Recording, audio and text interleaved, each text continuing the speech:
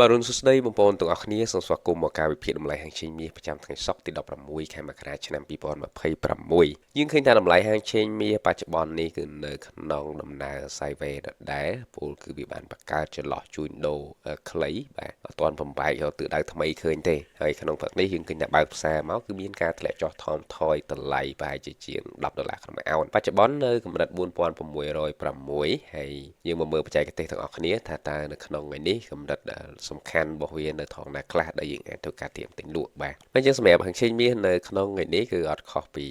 រាល់ដងទេខ្ញុំបែងចែកជាកម្រិតទៀបហើយនិងកម្រិតខ្ពស់កម្រិតទៀបមាន3កម្រិតទី1គឺនៅកម្រិត$4582ក្នុងអោនកម្រិតទៀបទី2នៅ$4558ហើយកម្រិតទៀបទី3គឺនៅកម្រិត$4534ក្នុង1អោន3កម្រិតនេះគឺជាកម្រិតសំខាន់ដែលយើងអាចធ្វើការទិញឡើងមកវិញសម្រាប់កម្រិតខ្ពស់3កម្រិតដូចគ្នាបាទទី1នៅកម្រិត$4639ក្នុងអោនកម្រិតខ្ពស់ទី2គឺនៅកម្រិត$4662ក្នុងអោនហើយនៅកម្រិតខ្ពស់ទី3គឺនៅកម្រិត$4691ក្នុង1អោនដោយឡែកសម្រាប់តម្លៃហាងឆេងមាសនៅក្នុងថ្ងៃនេះខ្ញុំមើលឃើញថាអាចនឹងមានការធ្លាក់ចុះទៅខាងខុសមុនបាទអាចនឹងទៅកម្រិត$4582ក្នុង1អោនដែលជាកម្រិតទាបរបស់វាការប្រយុទ្ធមិញអញ្ចឹងមាសបើសិនជាបុកអត់ដាច់ទេបងប្អូនអាចពិចារណាលួចចោះពីតំបន់ហ្នឹងមក$4582ហ្នឹងណាអញ្ចឹងបើសិនជាវាធ្លាក់ចុះមកបុកអត់ដាច់អាចពិចារណាទិញឡើងវិញបានដែរតែបើសិនជាបុកដាច់យើងមានមើលកម្រិតទាបបន្តបន្ទាប់បាទអាចមកកម្រិត$4558ឬក៏បាទនៅ$4534ក្នុងអោនអញ្ចឹងអាចបើសិនជាធ្លាយអាចមានឱកាសធ្លាក់ចុះមកខាងខុសហ្នឹង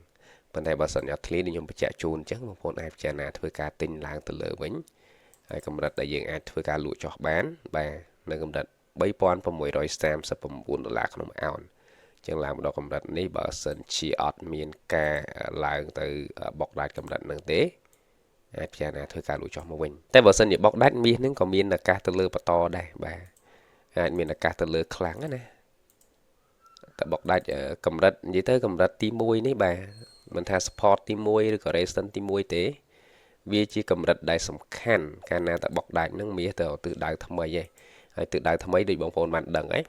ជាលំហូរឬក៏ជាទំនោរបាទអញ្ចឹងមកលំហូរមកទំនោរវាគឺមិនតិចលេខទេបាទចូល100លេខអូខេអញ្ចឹងសម្រាប់ការវិភាគរបស់ខ្ញុំនៅក្នុងថ្ងៃនេះគឺមានប៉ុណ្ណឹងព្រឹកនេះគឺនៅលក់បន្តហើយបើសិនជាដល់តម្លៃល្អចាំខ្ញុំឲ្យទិញវិញបាទយ៉ាងណាមិញបងប្អូនអាចចាំមើលនៅក្នុងក្រុមបាទខ្ញុំនឹងមានការអាប់ដេតជូនបងប្អូនបន្ថែមអញ្ចឹងសម្រាប់បងប្អូនដែលចង់បើកគណនីកក់អង្ឆេងមាសបងប្អូនអាចតាក់ទងមកកាន់លេខទូរស័ព្ទដែលខ្ញុំបានដាក់នៅក្នុង caption បានបងប្អូនអាច call ក៏បានឬក៏អាច chat ក៏បានដែរព្រោះលេខទូរស័ព្ទនេះខ្ញុំបានប្រើប្រាស់ Telegram បាទអញ្ចឹងថ្ងៃនេះខ្ញុំសូមអរគុណសូមគោរពលាបើគណនីទិញលក់ហាងឆេងមាសឥឡូវនេះលោកអ្នកនឹងទទួលបានការបណ្ដុះបណ្ដាលនិងការប្រឹក្សាពីអ្នកជំនាញព្រមទាំងក្លាយជាសមាជិកនៅក្នុង Channel VIP ដែរ